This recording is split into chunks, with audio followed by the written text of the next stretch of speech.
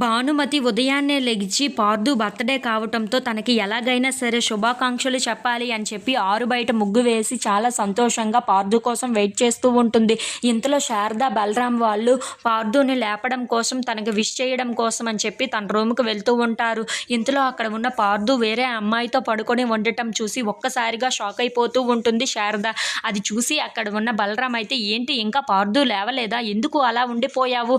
పద అయితే తర్వాత వద్దాం శారద అని చెప్పేసి అయితే తనని తీసుకొని వెళ్ళబోతూ ఉండగా పార్థు మంచం మీద ఇంకొక అమ్మాయిని చూసి ఒక్కసారిగా బలరాం అయితే షాక్ అయిపోతూ ఉంటాడు. చాలా కోపంగా అయితే పార్థు రూమ్లోనికి వచ్చి పార్థు అని చెప్పేసి అయితే చాలా గట్టిగా అరుస్తూ ఉంటాడు. అది చూసి అక్కడ ఉన్న పార్థు అయితే ఒక్కసారిగా తులుక్కుని లెగుస్తూ ఉంటాడు. ఇంతలో అక్కడ ఉన్న బలరాం మాత్రం, ఏంట్రా నువ్వు చేస్తుంది ఇక్కడ అని చెప్పేసి అయితే చాలా కోపడుతూ ఉంటాడు.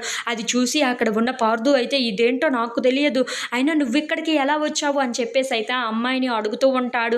ఆ మాటలు విని అక్కడ ఉన్న బలరాం మాత్రం, నీకు తెలియకుండానే ఇక్కడికి వస్తుందా ఏంటా అని చెప్పేసి అయితే పార్థు మీద చాలా కోప్పడుతూ ఉంటాడు. ఇంతలో అక్కడ ఉన్న పార్థు మాత్రం, నిజంగా నాన్న నాకేమీ తెలియదు, అసలు ఏం జరిగిందో కూడా నాకు అర్థం కావటం లేదు అని చెప్పేసి అయితే అంటూ ఉంటాడు.